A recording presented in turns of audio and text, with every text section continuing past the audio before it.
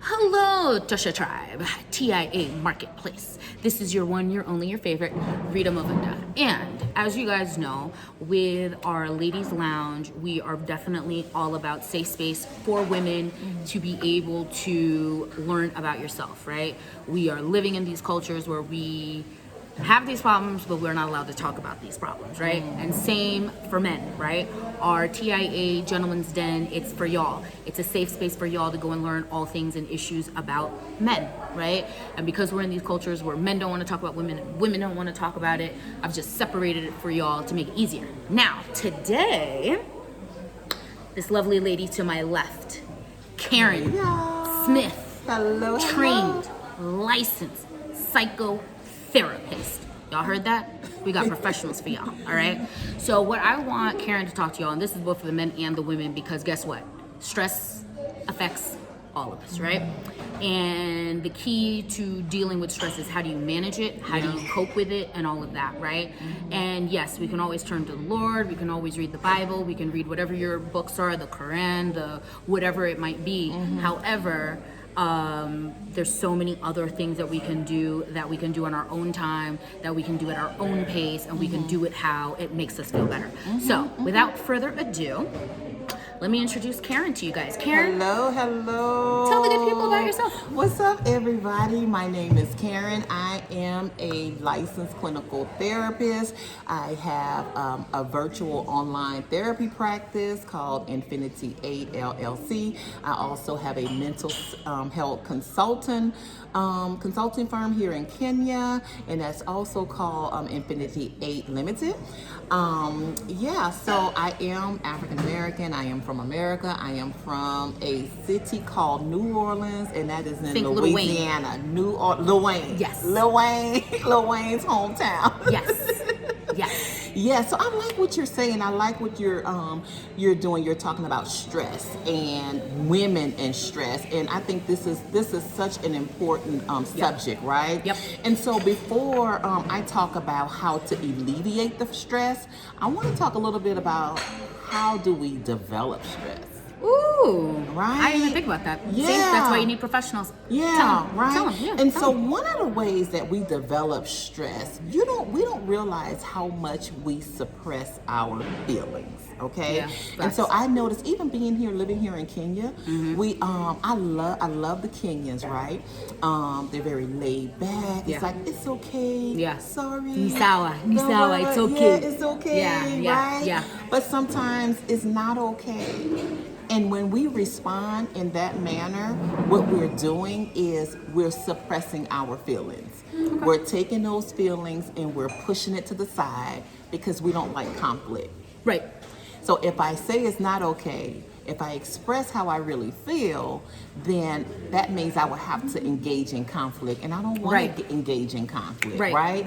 And so what I'm going to do is I'm just going to say it's okay, and so we push it to the side, and then when something else happens, we push it to the side. So all those negative feelings, right? We've suppressed them. Okay. Now, when you suppress your feelings, they don't go away. They sure don't. They're in the background controlling your life. And then they pop up in the worst time. And they pop up in the worst time. And it shows up in anger. And it show up in outbursts. That's why sometimes when they have an outburst of anger, it's not that present situation that has caused it. Right. It's all the other situations that they push to the side and say, oh, it's okay, it's okay, right? You get triggered. You get triggered, right? And so when you suppress your feelings, it shows up in depression, anxiety, and stress, right? And so sometimes we're stressed out, we're burned out, because now we've stuffed so many of those feelings away.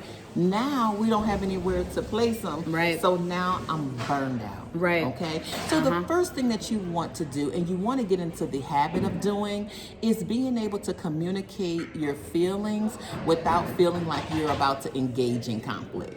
So can you give us maybe an idea or a tool with how do we do it, right? Because like sometimes if we're dealing with our parents and, you know, like you're dealing with them from young, but now you're an adult and you don't know how to talk to them, can you tell us, like, how would we do that? Yes, absolutely. And yeah, because we never want to come across as if we're disrespecting our parents, right? Nope. So anytime we're dealing with conflict, it is very important to, when you're expressing your feelings and when you need to express your feelings, always start with I. Okay? So let's just say, for instance, if you say something that hurt my feelings. Okay. And if I say, you hurt my feelings. Okay. I don't like how you made me feel. Okay. You're gonna be defensive. Yeah, for and sure. You're gonna say, what do you mean? What you mean? What I you- ain't doing nothing. What's wrong with you? Why you mad? Yeah. Right. But if I say, I feel hurt by what you just said. Sure. Right? It's gonna change the tone. It's gonna change the tone. Sure. So when you start off with using I, okay? I feel, okay? I feel you were trying to hurt me. Is that true? And then you're gonna say, well, no, that wasn't my intention. Just making jokes here. I'm just making jokes, right? And so anytime you start off with I, then you can, that's how you manage conflict. But as soon as you start off with you. It's going to escalate, and that's what you want to avoid, okay? So instead of suppressing your feelings, address how you feel, start off using I statements. Okay? Once you're doing that, if you're still feeling stressed, a lot of times you can do breathing exercises. People don't realize how important breathing is. Right. So we when don't you're saying, breathe. like, so when you're saying breathing, you're meaning like yogi stuff, or you like talk about that, you know, that zen-y new age stuff where it's like I'm sitting in a room, like give me an idea for us and our listeners, like what does that mean to breathe? So you don't have to go to a yoga studio to breathe. You just have to, because your breath is your life force, right? Your breath is your life force. So without the breath, we wouldn't even be be living, right? So let's just say, for instance, I'm stressed. Oh, I got all these assignments. I'm just going to sit and I'm just going to inhale, exhale. Inhale, exhale.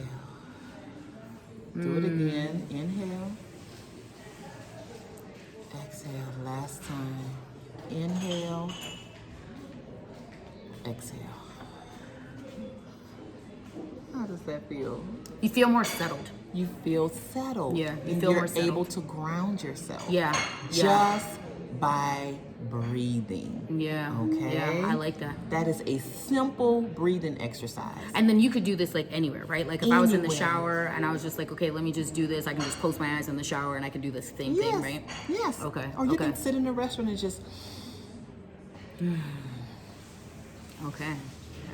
just allow and just take it all in there, and you can do more extensive breathing exercises, but this is just a small thing that you can do anywhere at your desk at work, right? You know, just breathe. That's it. Concentrate on breathing.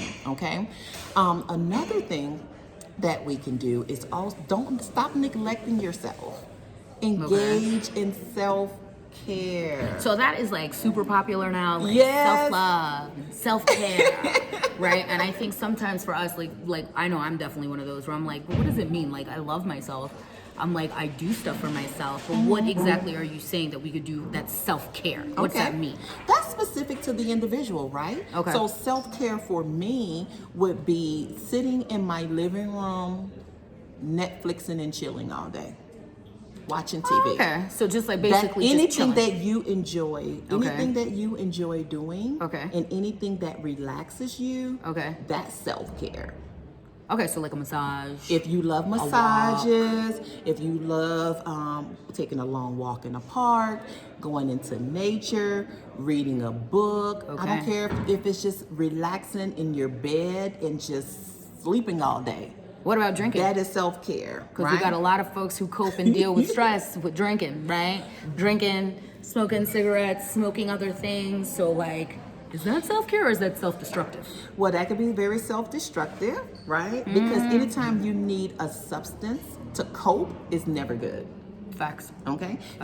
Now I'm not saying that you never drink. We drink, we relax, we have fun, we party, right? But you never use it as a form of coping. Because it never resolves it. Because let's just say, for instance, I'm having a bad day, I'm irritable, I'm feeling a little depressed, right? I'm going out, I'm gonna I'm gonna just drink, get drunk, get wasted, right? White girl wasted. White girl wasted, right? Yes. So you okay. go out, you get white girl wasted, right? And so the next day or next couple of days, you're probably gonna feel worse because alcohol is a depressant. So if I drink 2 days straight, if I go to this, by that third day, I'm like, why am I in this world? Oh wow. So that's a good thing to realize, y'all. Alcohol is a depressant, guys. It only helps temporarily. Okay. Right? Okay. But after you've drank, so that's why a lot of people become alcoholics, because they drink to cope. And then when they're sober, they're depressed. And then they drink again to not feel depressed. And after drinking, then they're depressed again. Because drinking alcohol is a depressant. I've definitely dealt with a man like that, y'all. I know what she's saying. Okay, all right. That's good. So using a substance to try to cope is always good to have some coping skills that's in place, some natural coping skills in place to help you manage your stress, your anxiety, your depression. So breathing, self-care, do not suppressing your feelings, addressing things as they come. These things will help. What about for those of you that who like to write or journal? Do you think that that's something that we could do to be able to manage stress? Absolutely. Okay. Journaling is so therapeutic. Okay, why? I have so many journals because you're getting out your feelings and your emotions. Remember when I said you don't want to suppress your feelings because it affects you? Yeah. Well, when you're journaling, you're getting those feelings out. So then this would be something that's really good for maybe people who don't have someone to talk to? Yes, if you don't have anyone to talk to, you can journal. Okay. You can get your feelings out, get it on paper, right? Okay. What about if you put it on a note on your phone, right? Some people, they hate to write, right? Some people, they just hate to write.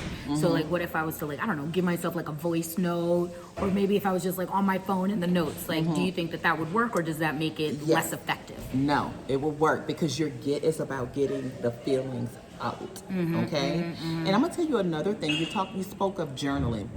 Another thing that is very helpful is keeping a gratitude journal. What's that? Guys, What's that? this is guaranteed to work. So I encourage you to write 10 things a day that you are grateful for. Okay. Okay? Okay. It could be I am grateful that I'm still alive. It could be simple. Oh, it could be simple. I am grateful that I have this home. Okay. I am grateful that I just deposited money into my bank account. Anything, right? It's anything, right? And you start off with 10 things a day. Okay. Every day, Okay. that list is going to get longer.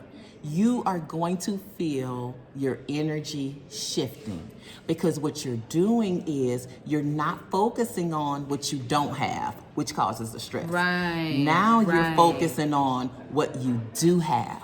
Okay? Whatever you put your energy towards, you create more of it. So abundance. Yes. So if I put my energy towards my lack and what I don't have, I'm creating more lack and what I don't have and the stress that goes along with it. But if I take my energy and I put it towards what I do have, I am creating more things to be grateful for. I am creating more abundance, right? Because we do have creative power. Yeah. Yes, it's a universal law that whatever you sow, that's what you reap. That's not just about money. So wherever you put your energy, whatever project or whatever energy that you're feeding, you're going to reap more of it. So if you keep a gratitude journal every day, keep a gratitude journal, write 10 things that you're grateful for. And then what I always like to do is I go back and I read off my first thing and then I repeat. Thank you, thank you, thank you. Read off your second thing. Thank you, thank you, thank you. You're going to feel your mood shifting and you're going to also start manifesting more. I'm telling you, it works. Now, it let me works. ask you, okay, so these are some of those things. Now, as a therapist, right, there's a lot of stigma for people to go and see a therapist, right? Like, you feel like you're weak. Maybe you feel like you're not, like, capable, right? Like that you are not strong enough just to deal with your problems and all of that. Can you kind of talk to the people about how do we lessen that stigma, and is there a benefit to actually seeing a licensed therapist? Oh, absolutely, absolutely. So there is a stigma as it relates to therapy because most people associate going to therapy with someone being in psychosis, right? Yeah, they like look you're at the most, crazy you look or at the you're- most severe yeah. cases, right? Sure, And sure. even when people go into psychosis, there's just a chemical imbalance in the brain. It's amazing how we can accept chemical imbalances in our bodies. I got Sure, high like blood pressure, right, but- diabetes or hormone imbalance, right? but But we we don't see can't it in accept our it in head. our brain, right? So therapy is not just for people who have severe mental health diagnoses, right? Okay. Therapy is also for people who may have broken up with their boyfriend and need someone to talk to. Someone who may be experiencing some stress and need the skills to be able to manage stress. It doesn't mean that you're schizophrenic. It doesn't mean that you're in psychosis. It's regular, everyday life issues is what therapy is for. As Like a if matter you've of lost fact, a loved one, if you've right? lost a Or- loved one, if you're grieving, if you don't feel like you have a lot of confidence in yourself, if you don't have anyone to talk to and you need to be able to speak with someone in a very confidential setting, Like right? something that's safe where your family's not you're gonna find safe out, because right? your Right. family won't find out. Your family is not going to know Right. anything about it, Right. right? You're just needing to talk. So remove the stigma of therapy, right? Okay. It's just that you are talking to someone, right? This is nothing new. Getting advice, being advised, helping you cope. Like we come from families that helped us with that. Now the thing about families is families will judge you.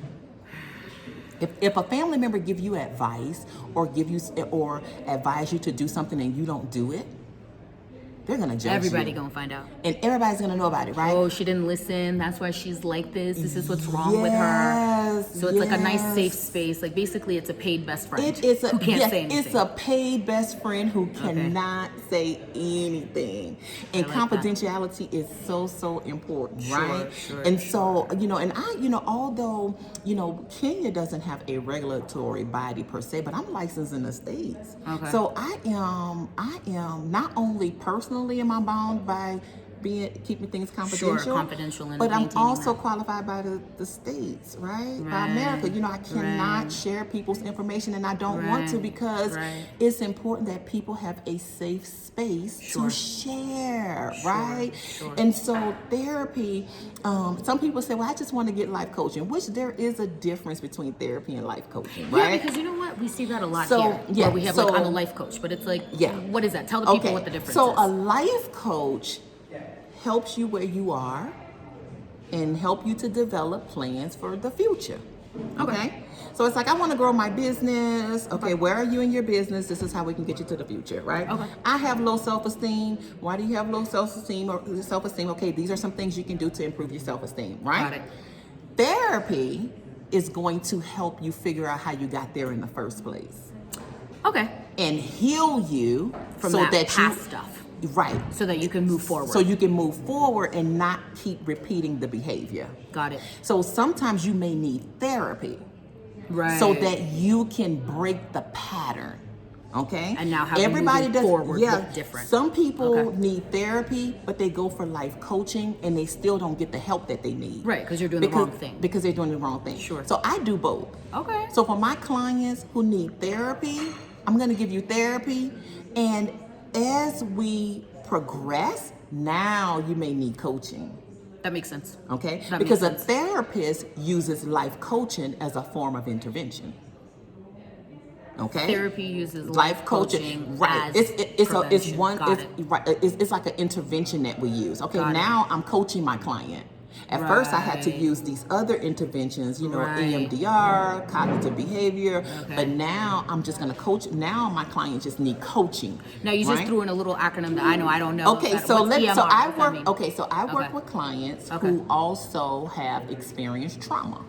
Okay. There's a lot of us that have experienced trauma and we don't realize it. An example of what trauma means? Yes. Mm-hmm. So trauma is when you experience a life-changing event that have affected you emotionally. You have big traumas and you have small traumas. You have traumas that, I was raped. There was a bombing.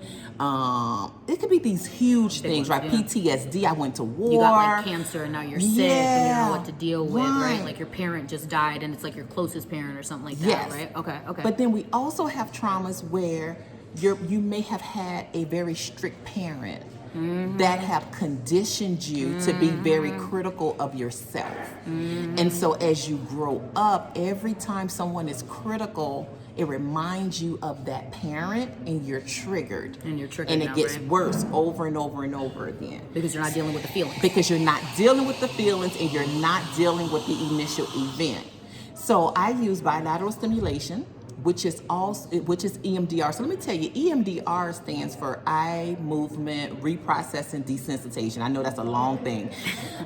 Research was done. They said that this, Caucasian woman was walking down the street and she was moving her eyes, thinking about her problems. She noticed she was feeling better. They did this research and called it EMDR, right? Okay. Well, that's just the scientific term. Okay. We've been using bilateral stimulation to process our problems since the beginning of time.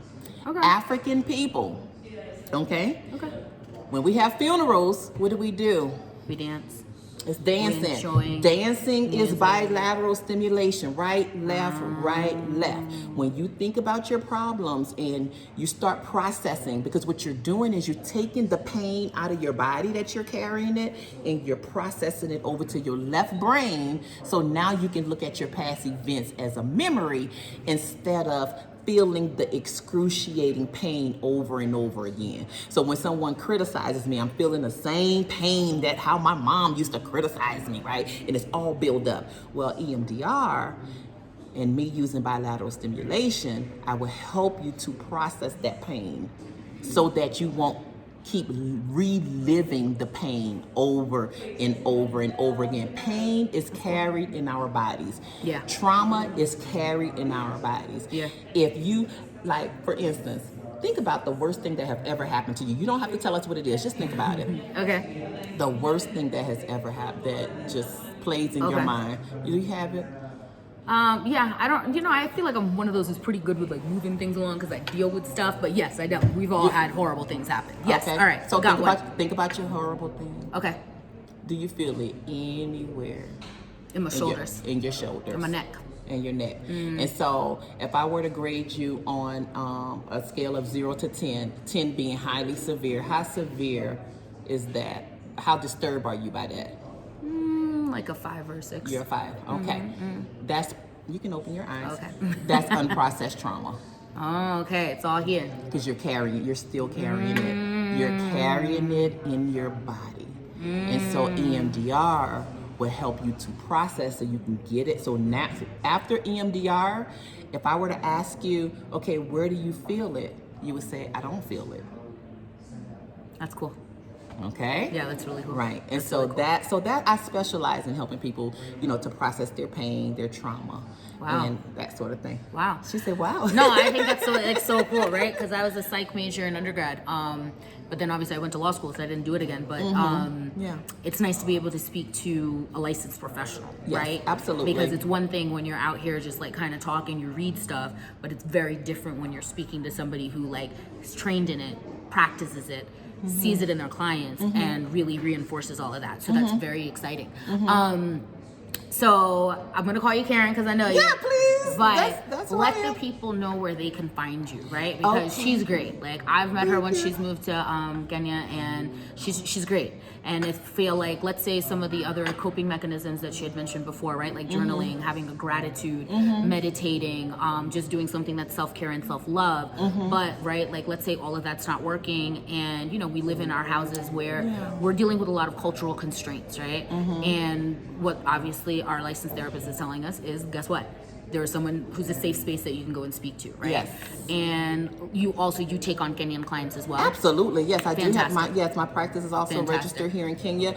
But so you can reach me by going. First of all, you can go to my website. It's www.infinity8llc.com. And you spell out the 8. You spell out the 8, Infinity8, EIGHT, LLC.com, or you can also reach me at Karen Smith at infinity8llc.com. That's my email. You can email me directly, or you can fill out the contact form on my website.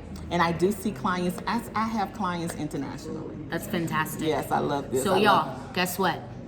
Remember how I told you? I got y'all. Remember how I told you I was being very serious about making sure that we are getting the education, the experience, the exposure to be our best selves, right? Absolutely. We've only got one life in this life. And I know for myself, I am here living a life, trying to build the dream. But there's definitely challenges in this life. How do we deal with stress? How do we cope with it? What do we do? And so I really just wanted to be able to present someone to you guys who can give you a different perspective and not make you feel shamed or embarrassed or feeling less than if you are seeking out these things, right? So like and subscribe below. Hit me up in the comments. Tell me if there's something you want to ask Karen. If there's somebody that you want to think about, maybe you haven't thought about, hit us up, hit me in the comments, and I will be sure to answer you back, all right? So appreciate y'all time, and I'll talk to you later. All right. Bye.